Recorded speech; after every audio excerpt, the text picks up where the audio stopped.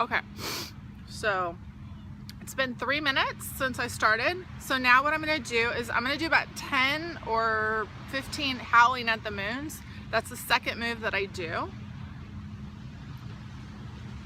Actually, before I put that in, let me just explain.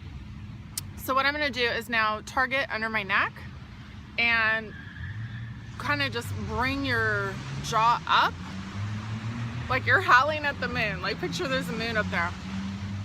And what it does is it kind of lifts this, and then you put this with it, and it just creates some resistance.